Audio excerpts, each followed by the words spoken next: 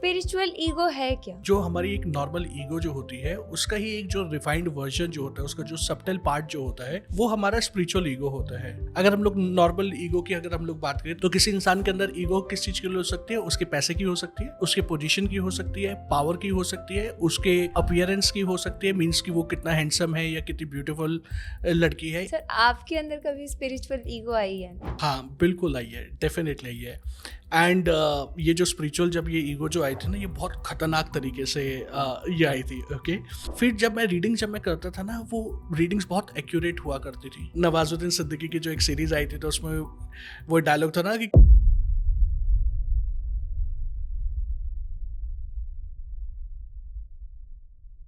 Spiritual journey की शुरुआत होती है थोड़ी हीलिंग से, थोड़ी पेन से, थोड़े अवेकनिंग से और थोड़ा ट्रांसफॉर्मेशन से। लेकिन इसी के बीच आता है एक छोटा सा ट्विस्ट। जो सक्सेस के बाद ईगो आती थी, वो ईगो अब स्पिरिचुअलिटी के बाद आ चुकी है। लोग कहते हैं मुझे सब पता है, मैं सब जानता हूँ। तो सवाल ये है कि क्या स्पिरिचुअलिटी हमें फ्री करती है या एक नया ईगो जनरेट करके देती है? आज हम इसी डेंजरस इल्यूजन को समझेंगे।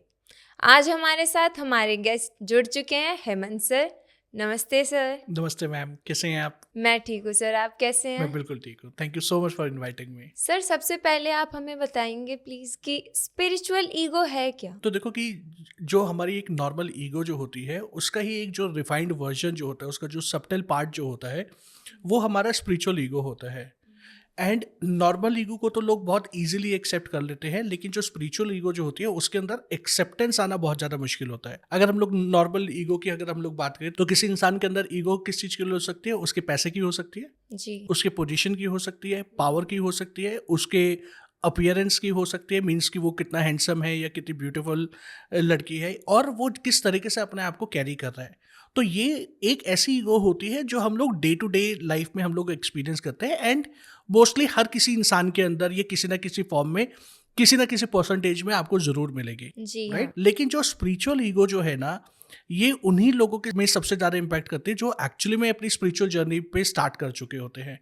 क्योंकि जो स्पिरिचुअल ईगो है वो आपको अंदर सिर्फ आई मी माई सेल्फ लेके आती है।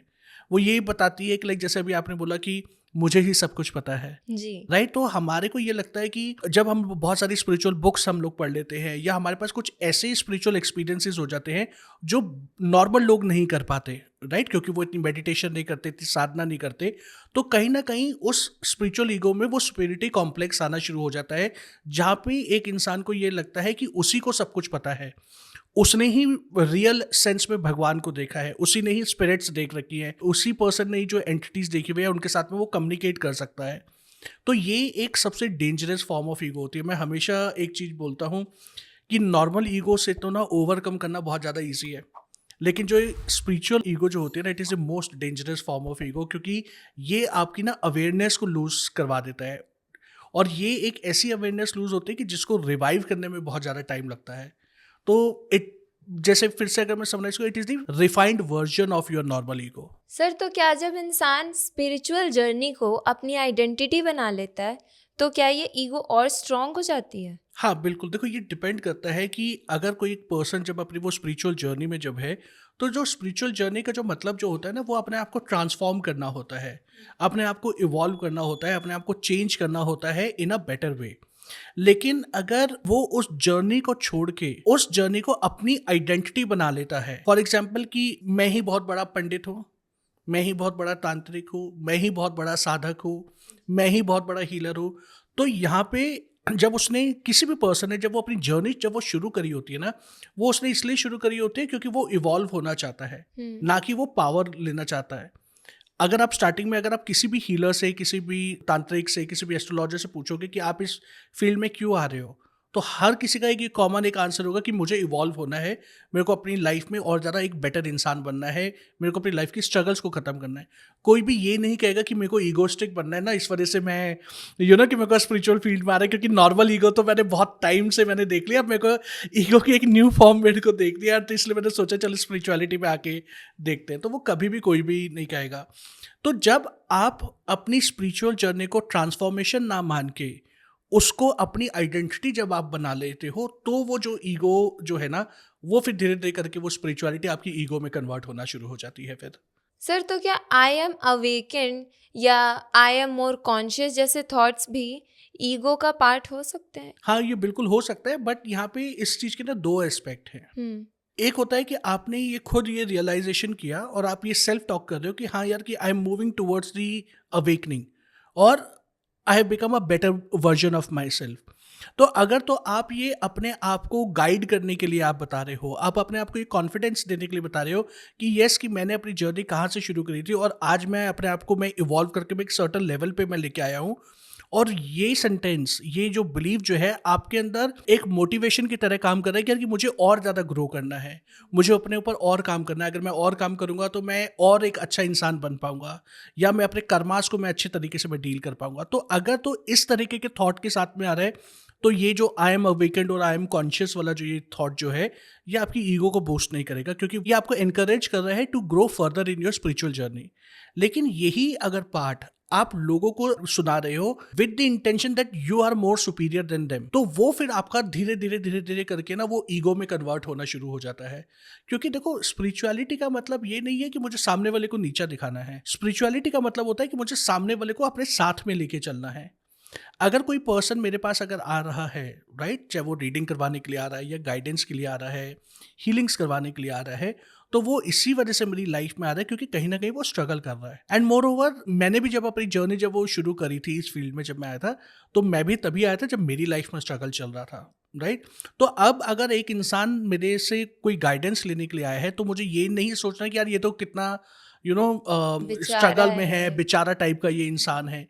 मुझे ये इंटेंशन मेरी होनी चाहिए कि मुझे उस पर्सन को अपलिफ्ट कैसे करना है। ठीक कैसे मैं करना है? अपनी स्पिरिचुअल नॉलेज, मैं अपनी स्पिरिचुअल एक्सपीरियंसेस को यूज़ करते हुए उसकी लाइफ में क्या वैल्यू एडिशन मैं कर सकता हूँ। तो अगर आपका ये भाव रहेगा, तो कभी भी आपके अंदर ईगो नहीं आएगी। लेकिन हाँ, अगर आप लोगों को सुनाना चाहते हो, लोगों को दिखाना चाहते हो कि देखो, मैं तुमसे ज़्यादा पावरफुल हूँ, मैं ज़्यादा अवेकन्ड हूँ, मेरी कॉन्शियसनेस जो है वो ज़्यादा बड़ी है, तो वो फिर ईगो का पार्ट बनना शुरू हो जाता है धीरे धीरे करके। सर, तो कई लोग थोड़ी सी मतलब मेडिटेशन या हीलिंग या थोड़ा कुछ नॉलेज उन्हें आ जाता है, तो वो अपने आप को बहुत सुपीरियर समझने लगते हैं। तो ये शिफ्ट कैसे आता है? ओके, तो देखो कि होता क्या है कि जब आप कोई मेडिटेशन जब आप कर रहे हो या हीलिंग्स जब आप कर रहे हो, तो आप एक पर्टिकुलर इंटेंशन के साथ में करते हो, राइट। मान लो कि अगर मैं बहुत स्ट्रेस में अगर मैं हूँ, तो मैं मेडिटेशन इस इंटेंशन से करूँगा कि यार, कि मैं बहुत रिलैक्स हो जाऊँ, मैं पीस में हो जाऊँ। अगर मान लो कि मैं अपनी हीलिंग्स अगर मैं कर रहा हूँ, तो हो सकता है हीलिंग्स मैं इसलिए कर रहा हूँ कि मेरे को अपने चक्रास जो है, जो मेरे 7 चक्रास है, मेरे को अपने उन चक्रास की पावर्स को मुझे कंप्लीटली मेरे को एक्टिवेट करना है, राइट।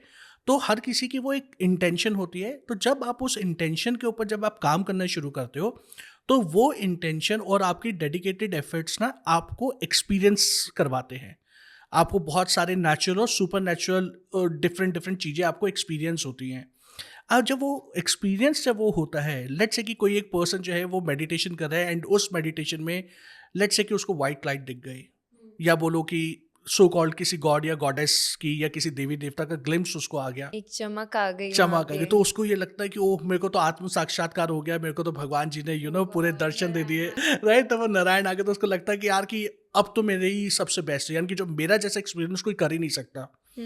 राइट। तो हम लोग क्या करते हैं कि हम लोग उस एक्सपीरियंस से इतना ज़्यादा अटैच हम लोग हो जाते हैं कि हम लोग ये भूल जाते हैं कि वो पर्टिकुलर एक्सपीरियंस जो है वो मुझे क्या सिखाने के लिए आया है, मेरे लिए क्या लर्निंग है उसमें, और उस एक्सपीरियंस का आधार बना के, उस एक्सपीरियंस को बेस बना के मैं अपनी स्पिरिचुअल जर्नी के अंदर मैं कैसे ग्रो कर सकता हूँ मैं। तो ये जो एक्सपीरियंसेस जो होते हैं ना, ये स्पिरिचुअल एक्सपीरियंसेस जो होते हैं, ये कभी कभी ना हमारे अंदर एक सेंस ऑफ मेच्योरिटी लाने की जगह पे ना, ये एक चाइल्डिश बिहेवियर हमारे अंदर ले आते हैं। हम लोग ओवर एक्साइटेड हो जाते हैं कि ओह, मेरे को ऐसी एनर्जीज फील हो गई, मैंने तो एंजल्स देख लिए, मैं तो आर्क एंजल्स मैंने देख लिए, या मेरे को कोई असेंडेड मास्टर दिख गया।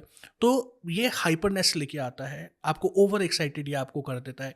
एंड जैसे ही आप ओवर एक्साइटेड होते हो ना, तो हम लोग ना अपने आप को बूस्ट करना शुरू कर देते हैं। लाइक जैसे अगर आप एक छोटे बच्चे को अगर आपने देखा हो, जब उसके पास लेट्स से वीडियो गेम आ गई, तो वो कितना एक्साइटेड होता है ना, और वो ना वो दिखाना शुरू कर देता है लोगों को, अपने दोस्तों को दिखाते, देखो मेरे पास तो वीडियो गेम है, वीडियो गेम है। उसके दोस्त उसके आगे पीछे भागते हैं, यार हमें भी गेम खिला दो, हमें भी गेम खिला दो, राइट। तो वहाँ पे क्या है कि वो अपने टेंट्रम शो करता है। वो कहता है कि नहीं नहीं, मैं तो नहीं खिलाऊंगा, अच्छा पहले मेरा ये काम करो, उसके बाद मैं तुम्हारे को गेम खेलने दूंगा।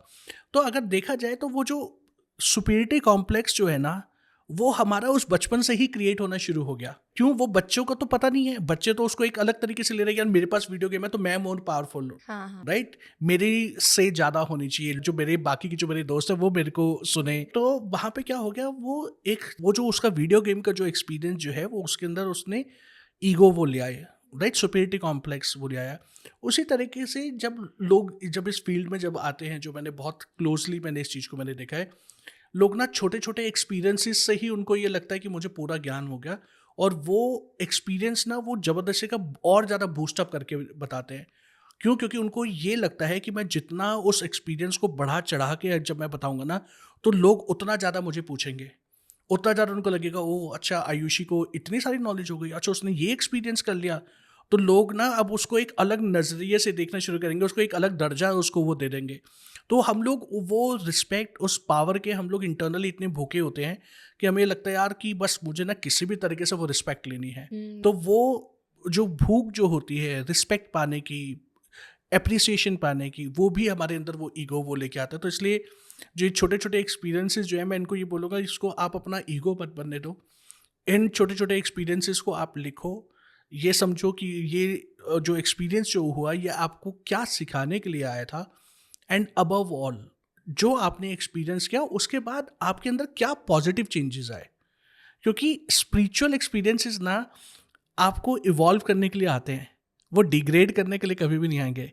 तो अगर आप अपने उस लेवल से अगर कम हो रहे हो ना, तो आइडियली वो स्पिरिचुअल एक्सपीरियंस था नहीं, आपने सिर्फ उसको स्पिरिचुअल एक्सपीरियंस का टैग दे दिया, वो एक अलग चीज़ है, समझ लिया। बट वो एवोल्यूशन का पाथ नहीं था। सर, क्या स्पिरिचुअल ईगो में जजमेंट और कंपैरिजन भी छुपकर आ सकता है? हाँ बिल्कुल आता है, क्योंकि देखो कि कोई भी ईगो जब होगा ना, चाहे वो नॉर्मल ईगो है या वो स्पिरिचुअल ईगो है, वो जजमेंट लाएगा ही लाएगा, वो कंपैरिजन लेके ही आएगा। आप जज कैसे करोगे? इसके पास तो पैसा ही नहीं है यार, देखो मेरे पास कितना पैसा है यार, अच्छा ये तो इस लायक है नहीं ना कि इसको इस रेस्टोरेंट में लेके जाया जाए, पता नहीं इसको टेबल मैनर्स है भी नहीं, क्या उसके पास इतने एटिकेट्स हैं, वो पता नहीं यार किस तरीके के कपड़े पहन के आ गया देखो।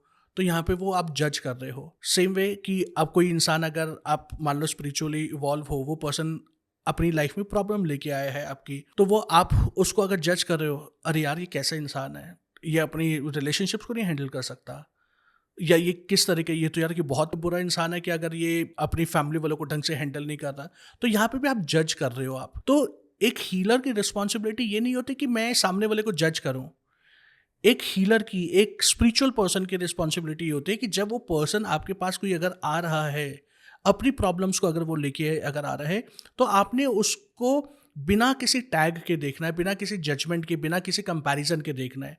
आपने ये नहीं देखना यार कि देखो लड़का तो कितना अच्छा है और उसकी वाइफ जो है वो उसको पीछे पड़ी हुई है, उसको हार्म करने में लगी हुई है, और दी वाइस वर्सा, राइट। यहाँ पे आप कंपेयर कर रहे हो, या आप यहाँ पे वो जज कर रहे हो। तो हम लोग कौन होते हैं किसी को भी जज करने के लिए? फिर सबसे बड़ी बात है कि कोई अगर हमें जज करे और अगर कोई हमें अगर कंपेयर करे, तो हम लोग हमेशा गुस्से में आ जाते हैं और हम कहते हैं कि मुझे किसी से कंपेयर करने की जरूरत नहीं। हाँ, अगर मम्मी पापा भी बोले देखो तुम्हारी फ्रेंड जो है वो कितने अच्छे गुस्सा आ मार्क्स लेके आ जाता रही है। है, या देखो वो आज कितनी सुंदर लग रही है, तो अब हम लोग क्या कहते हैं, पापा अच्छा मुझे कुछ कंपेयर करने की जरूरत नहीं है, वो अपने आप में यूनिक है, मैं अपने आप में यूनिक हूँ, राइट। मुझे कंपेयर मत करो, मुझे जज मत करो। तो हम लोग ना जजमेंट और कंपैरिजन खुद तो हम लोग एक्सेप्ट नहीं कर पाते, लेकिन हम लोग ये दोनों इमोशन जो है ना, ये लोगों के ऊपर बहुत ईजिली हम लोग थोप देते हैं। तो जो स्पिरिचुअलिटी में कभी कभी ये चीज़ आती है, आप ना औरों को उससे कंपेयर करो ना करो, बहुत बार मैंने ये देखा है हीलर्स आपस में ही कंपेयर करने लग देते हैं, यार ये तो एवं ही फालतू का हीलर है, या ये तो यार एवं ही इसने तंत्र की ये बुक्स पढ़ लिया और ये अपने आप को तांत्रिक बोल रहा है, या इसको एस्ट्रोलॉजी तो आती नहीं है ढंग से। तो वहाँ पे हम लोग कंपेयर कर रहे हैं, यार मैं ज़्यादा पावरफुल हूँ, या वो चीज़ें। तो कंपैरिजन बहुत साइलेंटली आता है। ये दो जो चीज़ें जो है ना, ये दो ऐसी चीज़ें हैं जो एक स्पिरिचुअल पर्सन की लाइफ में बहुत दबे पाँव आती हैं। ये शोर मचा के नहीं आएंगी कभी भी, ये बहुत साइलेंटली आपके घर में आएगी, घर इन द सेंस कि आपके एनर्जी सिस्टम में आएगी, धीरे धीरे धीरे धीरे आपको बूस्ट करेगी, आपके अंदर वो ईगो को क्रिएट करेगी और वो सबटल तरीके से काम करता है। So it's like a slow poison, right? जो स्लो पॉइजन क्या है, वो धीरे धीरे आपको ख़त्म करता है। Correct? Same way judgement and comparison एक स्पिरिचुअल पर्सन को धीरे धीरे करके ख़त्म करता है, उसकी वाइब्रेशंस को वो लो करता है, और जैसे ही उस पर्सन की वाइब्रेशंस लो होंगी उसका डाउनफॉल होना शुरू हो जाएगा। सर, जैसा कि आपने अभी कहा ना कि एक स्पिरिचुअल पर्सन के अंदर ये कंपैरिजन और जजमेंट एक स्लो पॉइजन की तरह काम करती है, धीरे धीरे आती है, दबे पाँव बिल्कुल। तो सर, इसका अगर हम वाइस वर्सा करें तो एक स्पिरिचुअल पर्सन के अंदर ये जो अवेयरनेस और ह्यूमिलिटी है, इसका क्या रोल है? क्या ये भी आराम आराम से आती है और दबे पाँव आती है, या फिर ये नॉर्मली आ सकती है बिल्कुल? देखो कि जब बहुत ही अच्छा तो क्वेश्चन तुमने पूछा है आयुषी, कि ये होता क्या है कि हर एक स्पिरिचुअल जर्नी के ना डिफरेंट डिफरेंट पार्ट्स होते हैं, एंड उसके अंदर डिफरेंट डिफरेंट एक्सपीरियंसेस हम लोगों को होते हैं। कुछ एक्सपीरियंसेस ऐसे होते हैं जो बहुत थोड़े अनकंफर्टेबल होते हैं, एंड कुछ एक्सपीरियंसेस ऐसे होते हैं जो बहुत ईजी होते हैं, हम लोगों को कुछ सिखाने के लिए आते हैं। ओके? तो आप जब आप रियल फॉर्म में, जब अगर आप अपनी स्पिरिचुअल जर्नी को अगर आप इंजॉय कर रहे हो, तो सबसे पहले वो आपकी लाइफ में ना अवेयरनेस ही लेके आएगा, क्योंकि जब तक आपके अंदर अवेयरनेस नहीं है तब तक ह्यूमिलिटी नहीं आ सकती। ह्यूमिलिटी कब आती है? जब आप ये रिकॉग्नाइज करते हो यार कि सामने वाला इंसान भी इंसान है। आप उसको ये नहीं देखते कि ये मुझसे छोटा है या बड़ा है, या ये मुझसे गरीब है या मुझसे अमीर है। आपको ये अवेयरनेस आती है कि सामने वाला पर्सन जो है वो भी इक्वली इम्पॉर्टेंट है, उसके अंदर भी वही सोल है, उसके अंदर भी वही एक तत्व है जो मेरे अंदर है। तो जैसे ही वो आपको वो अवेयरनेस जब वो आएगी, तो धीरे धीरे करके ह्यूमिलिटी भी आनी शुरू हो जाएगी, आप बहुत ज़्यादा कंपैशनेट बनना शुरू हो जाओगे, आपके अंदर एक अंडरस्टैंडिंग बननी शुरू होगी। एंड यस, ये भी दोनों चीज़ें ना बहुत दबे पाव आती हैं, और ये बल्कि ज़्यादा स्लो तरीके से आती हैं, क्योंकि कंपैरिजन और जजमेंट जो है फिर भी थोड़ा फास्ट फॉरवर्ड तरीके से आएगा। अवेयरनेस और ह्यूमिलिटी बहुत स्लो आती हैं। क्यों? क्योंकि ये एक ग्रेजुअल प्रोसेस है। हमें अवेयरनेस, मोमेंट्री अवेयरनेस तो हो सकती है कि मुझे एकदम से ये रियलाइज हो गया। अवेयरनेस जैसे क्या हो गया, लेट्स से कि मैंने किसी पे गुस्सा किया और मेरे को एकदम से रियलाइज हो गया, ओ शिट यार, मुझे ऐसा नहीं करना चाहिए था, या मुझे ना इसको ज़्यादा डांट दिया। हम लोग कभी कभी सोचते हैं यार मैंने ना गुस्से में ज़्यादा बोल दिया, सॉरी बोल देना राइट? चाहिए। तो वो भी एक अवेयरनेस है, वो मोमेंट्री अवेयरनेस हुई, लेकिन आधे घंटे बाद फिर से हम लोग उसी के ऊपर गुस्सा कर रहे होते हैं, चाहे वो सेम टॉपिक के ऊपर गुस्सा कर रहे होते हैं, राइट? तो उस टाइम पे जो वो अवेयरनेस आई ना, वो मोमेंट्री आई। लेकिन स्पिरिचुअलिटी में जो अवेयरनेस जो होती है वो लंबे टाइम तक आपको रहती है, और वो हमेशा ना आपको हेल्प करेगी, वो एक सॉलिड फाउंडेशन आपके लिए क्रिएट करती है। तो वो आएगी स्लो एंड स्टडी, लेकिन वो आपको एक ऐसा बेस क्रिएट करके आपकी लाइफ में जाएगी कि दोबारा आप कभी भी गिरोगे नहीं, आप हमेशा संभले रहोगे, क्योंकि अब आपको पता है कि मुझे अपनी लाइफ को सस्टेन कैसे करना है, मुझे ग्रो कैसे करना है। तो वो नॉलेज और विजडम भी साथ के साथ मिलनी शुरू हो जाती है। सर, ये बिल्कुल उसकी तरह है जैसे हम किसी आंसर को याद करते हैं या टॉपिक को पढ़ रहे होते हैं, वो याद जल्दी नहीं होता, लेकिन अगर एक बार अच्छे से याद हो जाए तो हम उसे सालों साल नहीं भूलते। करेक्ट। और वही चीज़ अगर कोई हमारा दोस्त हमारे को अच्छे से बैठ के पढ़ा दे, तो भी वो याद वो रहती है वो याद चीज़ें, रहता क्योंकि है। किसी ने समझा दिया, अब वो याद आ गया। तो सेम वे अवेयरनेस और ह्यूमिलिटी भी कब आएगी? जब आप लोगों के एक्सपीरियंसेस से समझोगे, तो वो फिर एक लंबे टाइम पीरियड तक रहती है फिर। सर, तो अभी हमने बात की अवेयरनेस और ह्यूमिलिटी की, अब बात करते हैं कि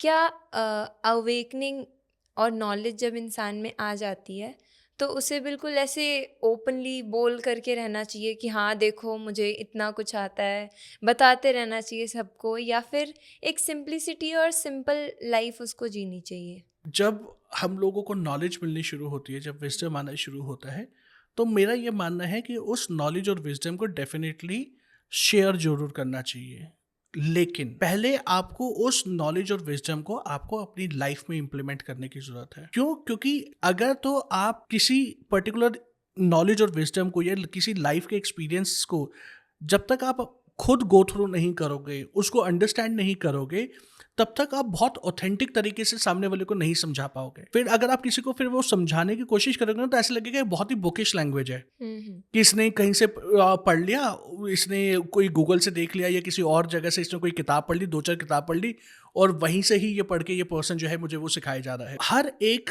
नॉलेज और एक्सपीरियंस अगर आपको शेयर करना है तो मेरा ये मानना है वहाँ पे आपका ना पर्सनल टच होना बहुत ज़्यादा ज़रूरी है। आप जितना ज़्यादा अपने लाइफ के एक्सपीरियंसेस को शेयर करेंगे, जितना ज़्यादा आप ये बताएंगे कि आपने क्या सही किया और क्या गलत किया। नॉर्मली क्या होता है ना कि जब हम लोग नॉलेज अपनी शेयर कर रहे होते हैं ना, तो हम लोग ये तो बता देते हैं कि मेरे पास इतनी पावर्स आई, मैंने इतना सब कुछ किया, मैंने इतनी अचीवमेंट्स करी, मैंने इतने सारे कोर्सेज करे।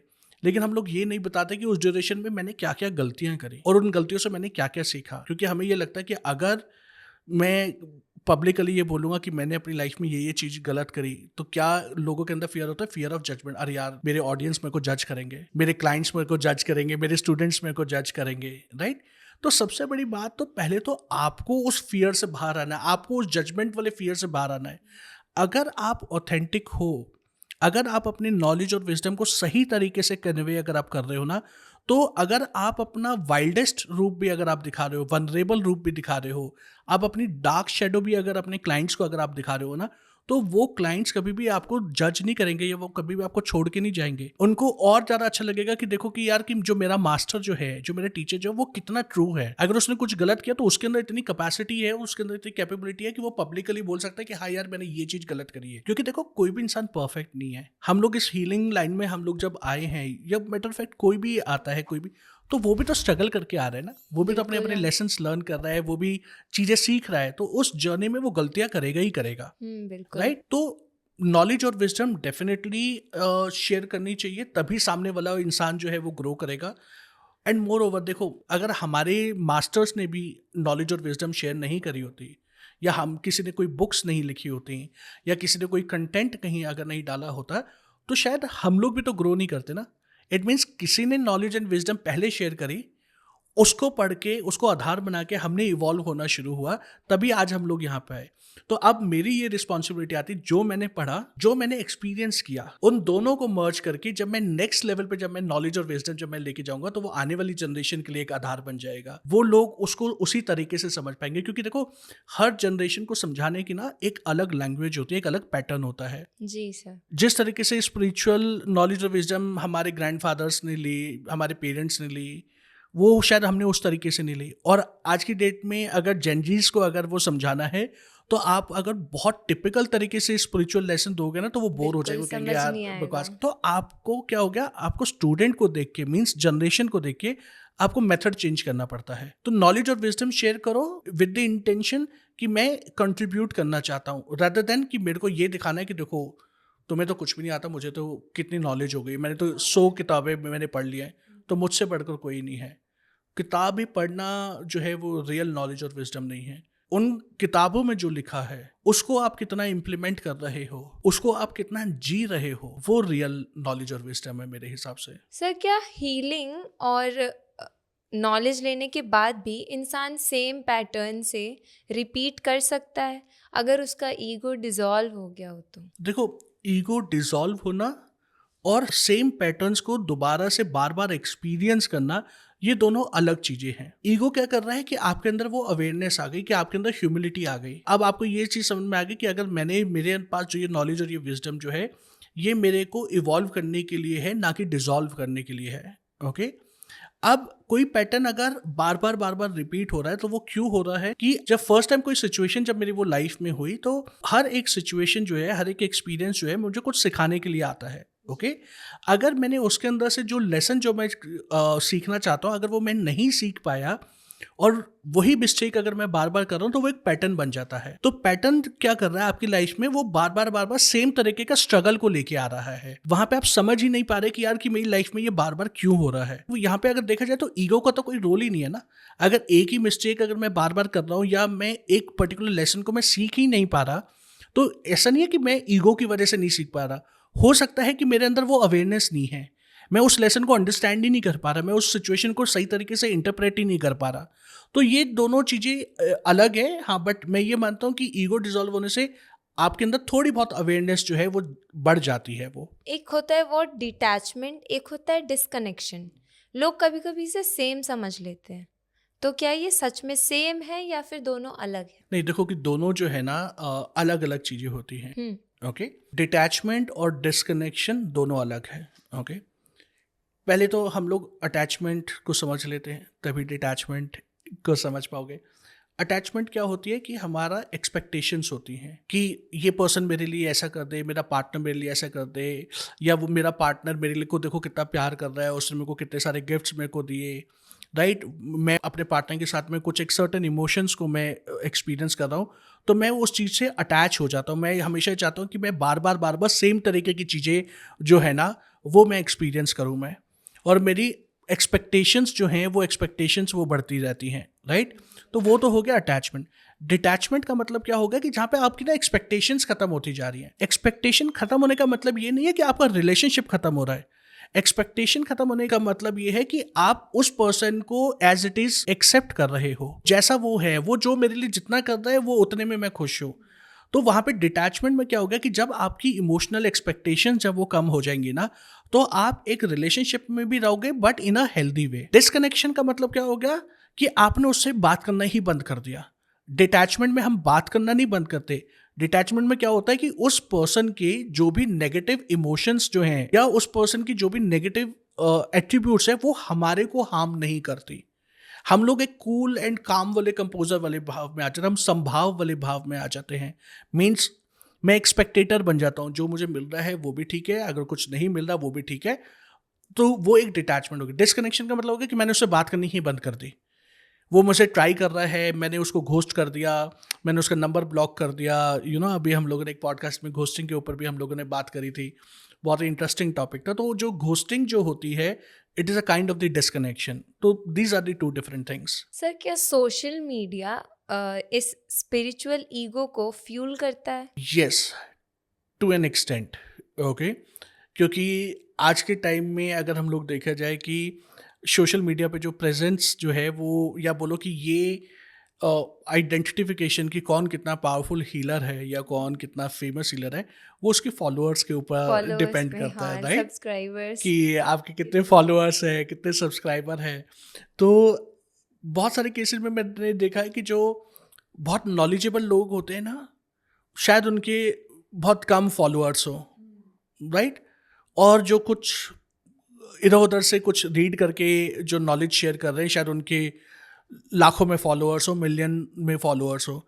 तो जैसे जैसे उनके फॉलोअर्स जब वो बढ़ते हैं, तो उनके अंदर एक और बूस्ट आना शुरू होता है यार, कि देखो मैं कितना पावरफुल हीलर हूँ, या मेरी रेमेडीज देखो कितनी पावरफुल है, राइट। तो सोशल मीडिया कई लोगों को तो ईगो बूस्ट करने का काम करता है। ऐसा नहीं है कि जितने भी हीलर्स हैं या जितने भी इंस्टाग्राम पे जो मास्टर्स हैं, जो अपनी नॉलेज और विजडम जो शेयर कर रहे हैं, रेमेडीज जो शेयर कर रहे हैं, हर किसी के अंदर ईगो है, नहीं। लेकिन हाँ, वो एक कह सकते हैं कि कुछ लोगों के लिए ये कंट्रीब्यूटर तो होता ही है। आज की डेट में ना, जो हमारी प्रेजेंस है, हमारी वैलिडेशन जो है, हमारी आइडेंटिटी जो है ना, वो सिर्फ सोशल मीडिया बन के रह गई है। हम सारी चीज़ें सोशल मीडिया पे डालेंगे। इवन अगर हम लोग एक अपनी नॉर्मल लाइफ में भी अगर हम लोग देखें कि अगर आपके बहुत सारे फ्रेंड्स आपको फेसबुक पे अगर आपको दिख रहा है कि यू हैव 6,000 फ्रेंड्स, लोगों को लगा रहे यार बहुत पॉपुलर है ये। भाई, बहुत लेकिन सारे उस 6,000 लोगों में से शायद मैं 6 लोगों को भी नहीं मैं ढंग से जानता, तो उससे कोई फर्क नहीं पड़ता। वो कहते हैं नंबर्स जो हैं आज की डेट में वो मैटर करने लगे हैं rather than the quality, right. तो कई लोगों के लिए येस, आई एग्री कि सोशल मीडिया जो है वो उनका प्योर आइडेंटिटी उनको बन गई है। उनको ये लगता है कि अगर मैं वहाँ पे एग्जिस्ट करता हूँ तो ही मैं इस दुनिया में एग्जिस्ट करता हूँ, अदरवाइज मेरी एग्जिस्टेंस नहीं है। तो कुछ कुछ जगहों पे येस, सोशल मीडिया ईगो को तो बूस्ट करती ही करती है। आप क्या समझते हैं कि एक अच्छा स्पिरिचुअल पर्सन कौन है? बिकमिंग समवन या फिर becoming no one? Becoming no one, वो इसलिए क्योंकि हम लोग बिकमिंग समवन तो हम लोग बचपन से ही कर रहे हैं ना। पापा बोलते थे देख तेरा दोस्त कितना अच्छा पढ़ता है, उसके जैसा बन। तो मैंने कोशिश करी कि मैं उसके जैसा बनूँ, so I try to become somebody else. फिर कई लोगों को होता है कि कंपेयर करते हो सचिन तेंदुलकर जैसा बैट्समैन बनाओ। तो हम लोग अपने आप को ये चाहते हैं कि हम लोग अपनी कैपेबिलिटीज भूल जाते हैं। हम चाहते हैं कि नहीं, मुझे सचिन जैसा ही बैट्समैन बनना है। लेकिन पूरी दुनिया में सिर्फ सचिन सचिन ही है, उसका कोई कंपैरिजन नहीं है। सचिन तेंदुलकर के मुकाबले कोई, आप कितने ही अच्छे अच्छे बैट्समैन क्यों ना आ जाए, हर बैट्समैन अपने आप में, लेकिन जो सचिन तेंदुलकर का जो ग्रेस है वो कोई भी बैट्समैन नहीं लेके आ पाया है। तो यहाँ पे बचपन से तो हम लोग तो इसी रेस में घूम रहे हैं। जो रियल जो स्पिरिचुअलिटी जो होती है, ऑथेंटिक स्पिरिचुअलिटी जो होती है, वो होती है टू बिकम नो वन। जब नो वन जब होता है तो ही वो रियल वननेस को आपकी लाइफ में लेके आता है, क्योंकि यहाँ पे ना आप अपनी आइडेंटिटी टैग्स में नहीं लगाते कि मैं एक अच्छा हीलर हूँ, मैं एक अच्छा फादर हूँ, मैं एक अच्छी डॉटर हूँ, मैं एक अच्छी फ्रेंड हूँ, राइट। वहाँ पे आप टैग से फ्री हो जाते हो। तो आप क्या होते हो, मैं सिर्फ उस वाइट लाइट में मर्ज हो गया। हम अपनी सो कॉल्ड जो फिजिकल आइडेंटिटी है ना, उसको हम लोग सही तरीके से मेल्ट कर देते हैं। तो रियल स्पिरिचुअलिटी, मुझे ऐसा लगता है, ये मेरा मानना है, it is to become no one. Sir आपके अकॉर्डिंग स्पिरिचुअल मैच्योरिटी का फाइनल स्टेज क्या है? ओके देखो, बहुत ही इंटरेस्टिंग। तो पहली बात तो आई थिंक स्पिरिचुअल मैच्योरिटी का कभी कोई फाइनल स्टेप हो ही नहीं सकता, बिकॉज स्पिरिचुअलिटी का रियल मतलब ही ये है कि continuous evolution, day by day you need to become better and better. तो अगर कोई ये बोले कि फाइनल डेस्टिनेशन क्या है, कि कोई अगर ये बोले कि भाई आपने अगर ये चीज़ अचीव कर ली तो it means you will become 100% spiritual person और 100% इवॉल्व पर्सन, तो मेरे हिसाब से ऐसी कोई चीज़ है नहीं, राइट। आपको डे इन डे आउट आपको चेंज करना है, क्योंकि आज मैं जो हूँ, राइट, कल मैं वो नहीं था। लेट्स से एक एग्जांपल लेते हैं। मुझे ऐसा लगता था कि यार कि अगर मैंने अपने रिलेशनशिप को अच्छे से हैंडल कर लिया ना, तो मैं एक बहुत अच्छा स्पिरिचुअल पर्सन में बन गया। मैंने अपने ऊपर काम किया, मैंने बहुत सारे रिलेशनशिप्स को अच्छे से हैंडल कर लिया। फिर भगवान टेस्ट लेता है, भगवान कहता है अच्छा ठीक है, आपने पढ़ाई कर ली ना, चलो अब फाइनल एग्जाम होगा, या अभी हाफ ईयरली एग्जाम होंगे। तो जब हाफ ईयरली एग्जाम जब होते हैं, तब हमें रियलिटी चेक आता है यार कि जो मुझे लगता था कि मैं तो सारी तैयारी कर रखी है, मैंने मम्मी पापा को बोला था हाँ हाँ मुझे तो सब आता है, लेकिन जब वो एक्चुअली में जब एग्जाम्स जब हुए और जब मैंने रियलिटी चेक हुआ कि अरे यार ये क्वेश्चन तो मैंने पढ़ा ही नहीं था, वो क्वेश्चन तो पढ़ा ही नहीं था, तब हमें समझ में आता है। तो सेम वे, जब मुझे ये लगा कि यार कि मैं एक चीज़ों को मैं अचीव कर चुका हूँ, तो लाइफ में और डिफिकल्ट लोग आए, तब ये रियलाइजेशन हुआ, वो अच्छा मुझे तो अभी रिलेशनशिप समझ में ही नहीं आए, मुझे तो अभी और इवॉल्व करना है और ग्रो करना है। तो I think it is a continuous process. आप ये नहीं बोल सकते कि आपने कुछ सर्टन चीज़ों को अचीव कर लिया तो यूल बिकम स्पिरिचुअल। सर एक बहुत इंटरेस्टिंग सा क्वेश्चन आया, लाइक हमने इतनी लंबी चौड़ी बात कर ली स्पिरिचुअल ईगो के ऊपर। सर आप भी एक हीलर हैं, आपने भी नॉलेज गेन की है, ठीक है, आपने भी बहुत पेन लिया होगा, उसके बाद फिर नॉलेज गेन की। सर आपके अंदर कभी स्पिरिचुअल ईगो आई या नहीं? हाँ, बिल्कुल आई है, डेफ़िनेटली आई है। एंड ये जो स्पिरिचुअल जब ये ईगो जो आई थी ना, ये बहुत खतरनाक तरीके से ये आई थी, ओके। तो हुआ क्या कि जब इस फील्ड में जब मैं आया, तब मेरे पास क्योंकि जॉब वगैरह तो थी नहीं, मैं अपना कॉर्पोरेट करियर छोड़ के मैं इस फील्ड में आया था। तो मेरे पास पूरा टाइम था यार कि मेरे को सिर्फ डेडिकेटेडली मेरे को अपनी हीलिंग से करनी है, मेडिटेशन ही करनी है, कार्ड रीडिंग्स मेरे को करना है, चीज़ों को अंडरस्टैंड करने की कोशिश करनी है। तो मैंने बहुत उस टाइम पे साधनाएँ करी, जो भी बेस्ट पॉसिबल जो उस टाइम पे मैं कर सकता था, जो गाइडेंस मेरे पास अवेलेबल थी या जो नॉलेज और विजडम मेरे पास थी, उसके बेसिस पे मैंने करना शुरू किया, मैंने रीडिंग्स करनी शुरू करी। फिर जब मैं करता था ना, वो रीडिंग्स बहुत एक्यूरेट हुआ करती थी, बिल्कुल बैंग ऑन आंसर आते थे। तो मुझे ऐसा लगता था अरे यार, मैं कितनी अच्छी रीडिंग कर रहा हूँ, मेरे जैसा तो कार्ड रीडर कोई हो ही नहीं सकता, right. I am the best, Delhi में तो मेरे से बढ़िया कोई कार्ड रीडर है ही नहीं, राइट। और फिर और ईगो बूस्ट कैसे हो जाती थी, जब क्लाइंट्स आपको जो बहुत ज़्यादा पॉजिटिव फीडबैक देते थे ना, अरे सर आपने जो रीडिंग करी ना वो तो वर्ड बाय वर्ड वही, तो तब वो लगा कि वो अच्छा, वो कहते हैं ना इट कि इज लाइक क्लास 10th वो का एक मैथ सॉल्व हो गया। नवाजुद्दीन सिद्दीकी की जो एक सीरीज आई थी, तो उसमें वो डायलॉग था ना कि कभी कभी तो लगता है कि अपुनिच भगवान अपनिच है, भगवान राइट। है। तो मुझे ऐसा लग रहा था अरे मैं ही वो हूँ। तो जब वो पीक पे जब वो आई, राइट, तो उसके बाद एक टाइम पीरियड ऐसा आया कि जब मेरी मैक्सिमम कार्ड रीडिंग्स जो है ना वो गलत होनी शुरू हो गई थी। फिर वो डाउनफॉल आना शुरू हुआ, और तब जो है ना बहुत ज़्यादा लो फील होना शुरू हुआ। तब ये लगा कि ओ शिट, ये मेरे साथ हो क्या रहा है, राइट।